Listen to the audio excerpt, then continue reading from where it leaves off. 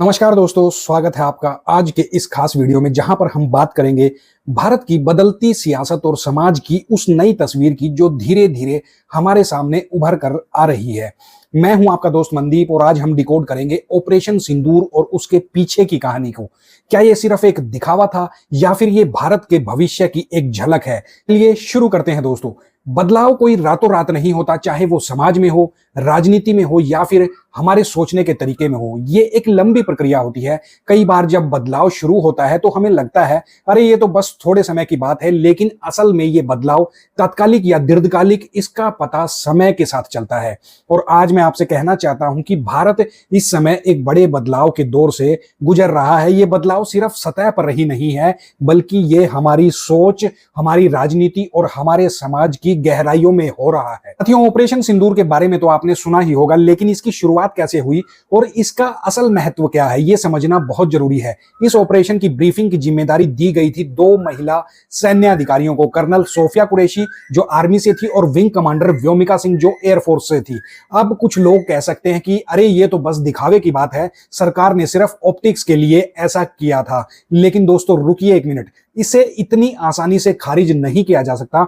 अगर सरकार ऐसा ना करती तो भी सरकार पर कोई उंगली नहीं उठती। यह सरकार का एक सोचा समझा फैसला था और यह फैसला हमें दिखाता है कि भारत की स्थिति, भारत की तस्वीर बदल रही है। साथियों, इसमें मैं कुछ पॉइंट्स आपके सामने रखना चाहूंगा। नंबर एक है महिला सशक्तिकरण की नई मिसाल जो इससे हमें देखने को मिली। दोस्तों, कुछ साल पहले तक हमारी सेना में महिलाओं की मौजूदगी ना के बराबर थी, चाहे थल सेना हो, वायुसेना हो या नौसेना। लेकिन आज पूरी दुनिया ने इन दो महिला अधिकारियों को देखा, उनके कॉन्फिडेंस को देखा और उनके देश और सेना के भरोसे को देखा। और ये कोई छोटी बात नहीं है। इन दोनों ने जिस तरह से अपनी जिम्मेदारी निभाई, वो सिर्फ एक ऑपरेशन की सफलता नहीं थी, ये एक संदेश था। संदेश ये कि भारत की महिलाएं हर क्षेत्र में आगे बढ़ रही हैं और ये सिर्फ सेना तक ही सीमित नहीं है। ये बदलाव हर जगह दिखाई दे रहा है, चाहे वो बिजनेस हो, टेक्नोलॉजी हो या फिर राजनीति हो। लेकिन सवाल ये भी है कि क्या ये सिर्फ दिखावे के लिए था? क्या ये सिर्फ इसलिए था क्योंकि कोई चुनाव नजदीक था? तो दोस्तों, हमारे देश में तो हर साल चुनाव होते रहते हैं, आप लोगों को पता भी है। तो देश कैसे चलता? क्योंकि चुनाव चल रहे हैं तो क्या इसका मतलब देश तो चलेगा ही नहीं? हाँ, ये सच है कि सत्तारूढ़ दल और विपक्ष दोनों ही चुनाव को दिमाग में रखते हैं, लेकिन अगर हर फैसला सिर्फ वोटों के लिए हो तो देश का भविष्य कैसे बनेगा? अब आते हैं राजनीति पर। भारत ने पहले 5 युद्ध लड़े, 4 पाकिस्तान के खिलाफ और 1 चाइना के साथ, और हर बार विपक्ष ने सरकार का साथ दिया, चाहे वो 1962 हो, 65 हो या फिर 99 का कारगिल युद्ध। लेकिन 1999 में पहली बार ऐसा हुआ जब कांग्रेस ने सरकार के खिलाफ आवाज उठाई। ये एक नई परंपरा की शुरुआत थी जो शायद सही नहीं थी, लेकिन ऑपरेशन के बाद क्या हुआ वो देखने लायक था। पहलगाम में हुए इस हमले के बाद ऑल पार्टी मीटिंग में सभी दलों ने कहा कि हम सरकार के साथ हैं, लेकिन कुछ ही दिनों में कुछ नेताओं ने सरकार पर सवाल उठाना शुरू कर दिया। और ये सवाल सिर्फ सरकार पर ही नहीं, देश और हमारी सेना पर भी उठे। ये दिखाता है कि कुछ लोग सिर्फ दिखावे के लिए एकजुट हुए थे, लेकिन दोस्तों असली बदलाव कहीं और था।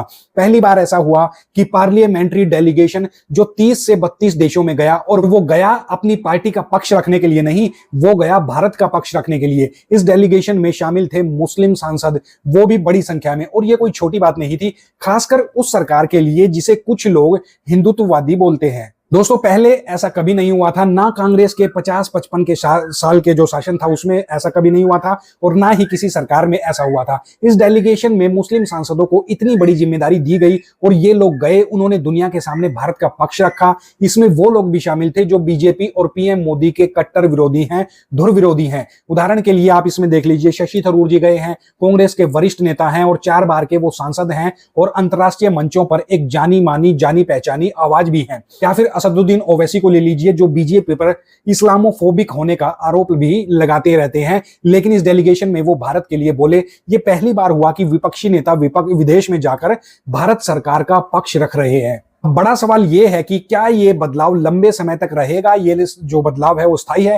ईमानदारी से कहूं तो नहीं लगता, क्योंकि अभी भी 2 धाराएं समानांतर चल रही हैं। एक तरफ वो लोग हैं जो डेलीगेशन में गए हैं, जिन्होंने बिना किसी हिचक के भारत का पक्ष रखा, और दूसरी तरफ वो लोग हैं जो देश में रहकर सरकार की आलोचना कर रहे हैं। कुछ तो ऐसे भी हैं जो पाकिस्तान के खिलाफ भी उतना नहीं बोलते जितना बीजेपी के खिलाफ बोलते हैं। लेकिन एक आशा की किरण दिख रही है, वो ये है कि जब राष्ट्रहित की बात आती है तो कुछ लोग दलगत राजनीति से ऊपर उठकर सोच सकते हैं, और ये लोग भविष्य में भी ऐसे मौकों पर शायद देश के साथ हमेशा खड़े रहेंगे।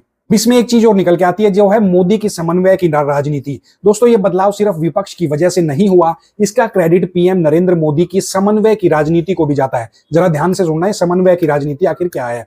चाहे वो जीएसटी का कानून हो, अनुच्छेद 370 का हटना हो, या फिर डेलीगेशन, मोदी ने दिखाया है कि वो विरोधियों को भी साथ में ला सकते हैं, एक मंच पर ला सकते हैं, एकजुट कर सकते हैं। और ये सिर्फ बयानबाजी की बात नहीं है, ये व्यवहारिक रूप से हुआ। विपक्षी नेताओं ने विदेश में जाकर भारत का पक्ष रखा। ये 77 साल में इतिहास में पहली बार हुआ है। ना 62 के युद्ध के बाद, ना 1965 के, और ना 1971 और ना ही 1999 के युद्ध के बाद ऐसा कभी हुआ था जो अभी हाल फिलहाल में हो रहा है। इसको लेकर सवाल यह भी उठता है कि आगे इसका क्या भविष्य रहेगा, क्या कहता है भविष्य। ये बदलाव अभी तात्कालिक लग रहा है, लेकिन इसका असर दूरगामी भी हो सकता है। इस डेलीगेशन में गए लोगों को यह समझ में आया कि देश का पक्ष रखने का गर्व कैसा होता है, और शायद वो इस अनुभव को अपने साथ ले जाएंगे।